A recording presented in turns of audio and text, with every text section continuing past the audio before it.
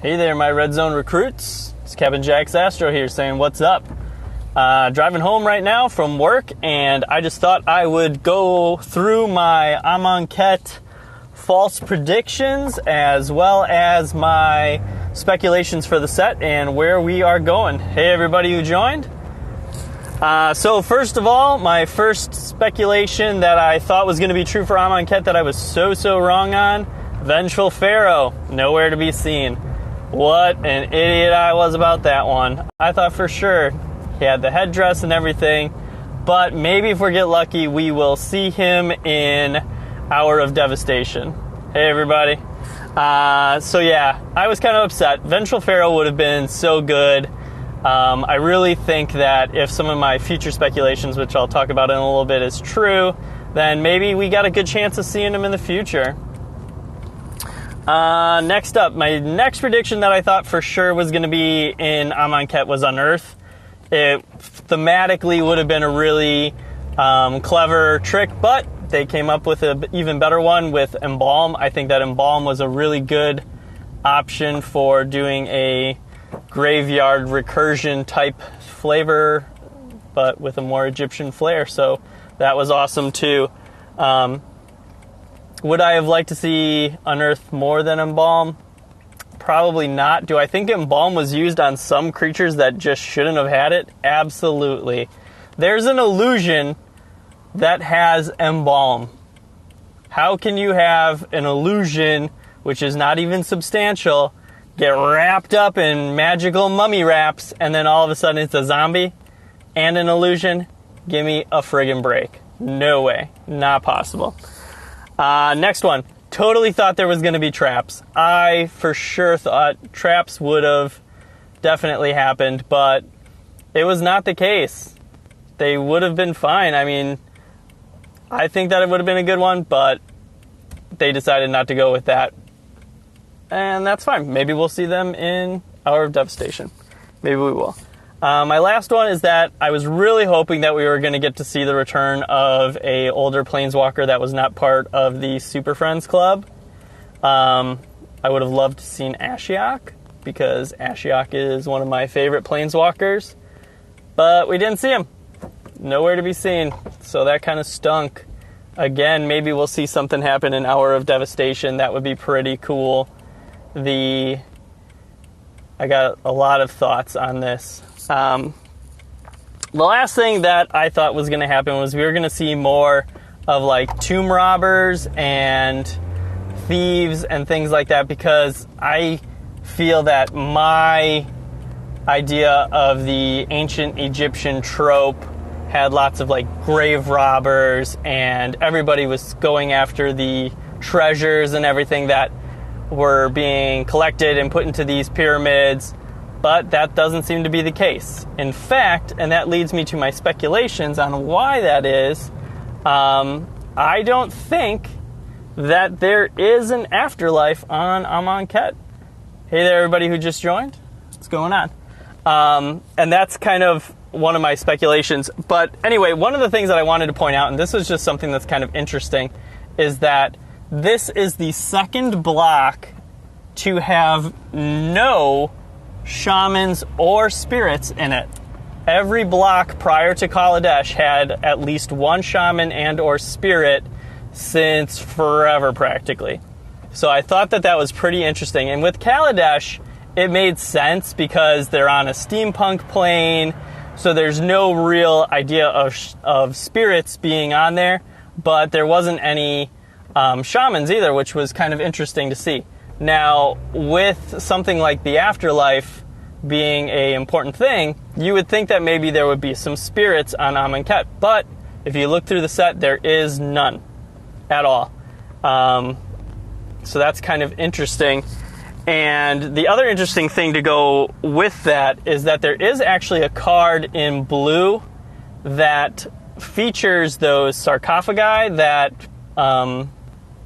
it looks like Gideon and the other legendary, the Voice of Dissent, were put into, and you see like a blue spirit being ripped out of it. Cool. That guy was fun to drive next to. Being ripped out of it. So it's kind of interesting to think that maybe these spirits are being called for something, or maybe there are no spirits on Amonkhet. There's just a constant deathness that's going on. So that's kind of interesting. Okay, so my speculations for Amonkhet. My first speculation for Amonkhet is that there was 3 planeswalkers that were originally like the guardians of this plane, and they operated with the 5 gods, because in the storyline, the writing on the walls, I think is what the name of the storyline was, there was 3 additional characters that were kind of like scratched out that Nissa had saw and couldn't identify, and when she asked the gods about them, they couldn't identify them either because they didn't remember anything before the Heckma. So I have a feeling what happened was Bolas came and pulled an Ob Nixilis and just murder-towned everybody on this plane, with the exception of little children, or maybe including everybody, and then essentially killed the 3 planeswalkers that were originally guarding this plane, whether it was their actual living planeswalkers or maybe the spirits of these planeswalkers, because, again, where are all the spirits on Amonkhet? Kind of interesting to think about. So Bolas comes, kills everybody, kills the planeswalkers that were guarding this, and then puts up the Heckma and basically moves all of the mana from the plane into the Heckma, reprograms the gods, because even the gods said, again in writing on the walls, that they didn't remember anything before the Heckma. So there's obviously a lot of lore outside of the Heckma that could possibly be found, and so I think that there's a lot of additional interest in this plane besides just what's underneath the bubble. So that leads me to why the gods suck in this block. I think that the gods really suck because, number one, they're reprogrammed versions of their former selves. They are not what originally was on the plane before Bolas came in and did his jam. So, of course, he's going to make them weaker because he probably spent an incredible amount of energy to destroy them and defeat them in the first place. So here he is, trashing it all up. The gods are weaker. And we see that the monuments, which, if we're following the storyline pretty well, it's possible that those monuments to the gods existed before Bolas came. And if you think about it, and if you look at it from a gameplay perspective, all of the monuments of the gods are all significantly better versions or offer better abilities than the gods themselves. A lot of the EDH players would be like, why can't I have this legendary artifact be my commander? It's actually good. But so that's something to think about. I really think that there's a good possibility that these gods are just weakened, crappy versions of Bolas. And Bolas has used the other manas, and I saw some talk about this, like, well, why is the white god following Bolas? Because whites followed Bolas in the past. If you look at the spies that Bolas had created in Alara, there were spies on Bant that were white that were part of Bolas, the Skyward Eye. And so he is very familiar with utilizing all the colors of mana to get what he wants, which in this case, I think that he is essentially amassing a controllable undead army that he needs the gods to control, because the thing that we saw in the most recent story, and if you haven't read the most recent story, you need to pause this if you're watching it on YouTube and go read the story and then come back, because something that was revealed is that the zombies of Amonkhet all are batshit crazy. Like, they're all like full on, eat your brains zombies like they are outside the Heckma, but the cartouches, or I think that's how you pronounce it, are basically keeping the zombies under control of the gods, and or the people who are the chosen of the gods. Because what we saw was Liliana was not actually able to control the anointed zombies.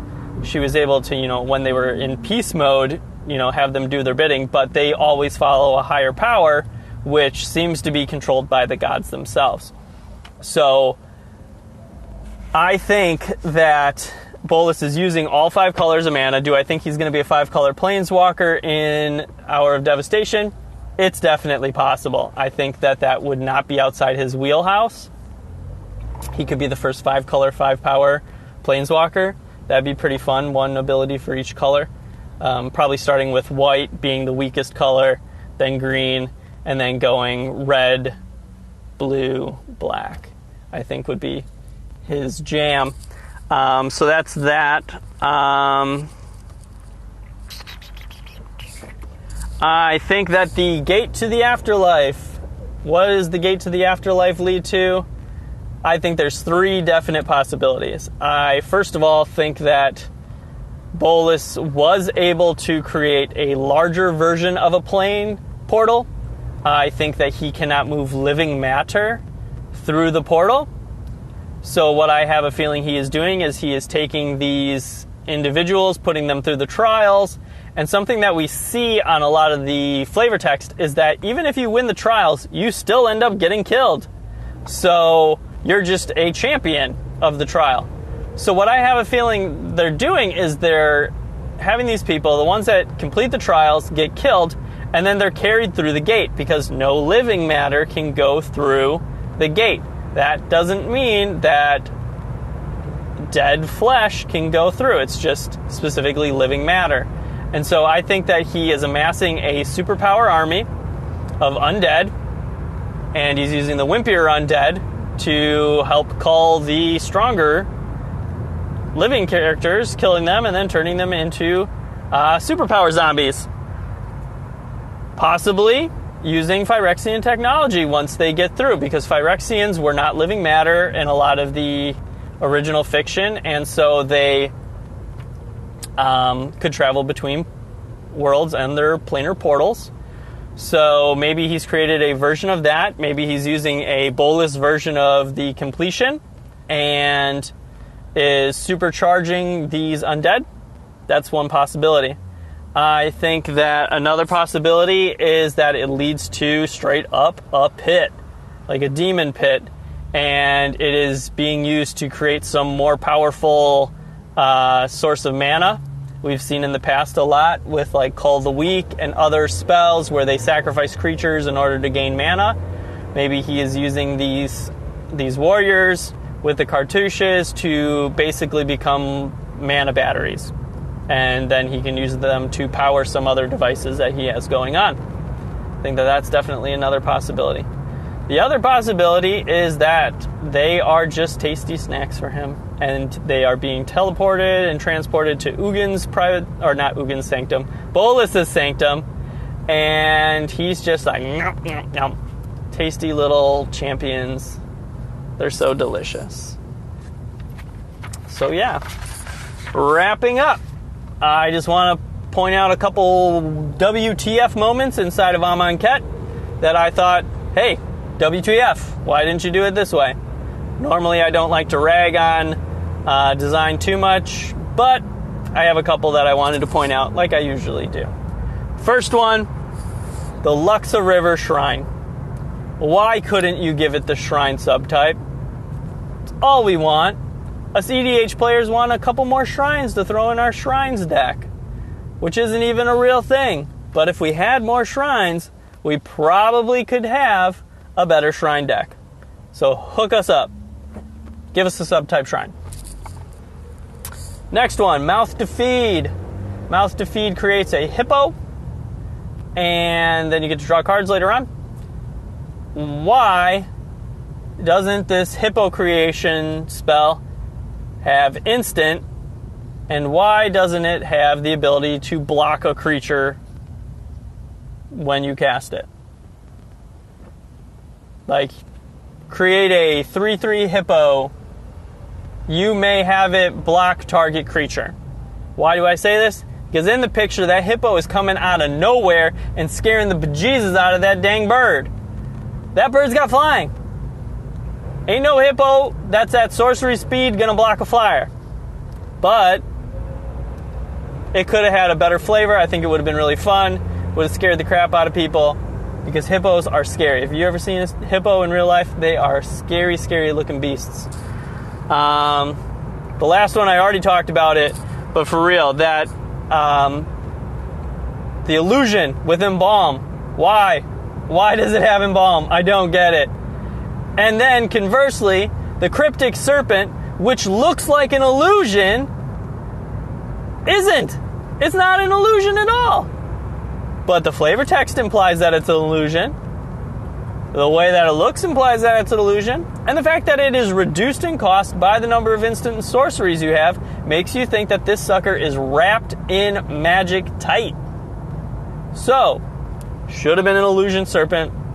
Now I'll just go back, rewind, add a couple things on those cards. I think it's legit. So, hope everybody enjoyed this. If you have any questions, feel free to shoot them my way. Like and subscribe if you're watching this on YouTube. Otherwise, have a great day. Just thought I'd share that with you.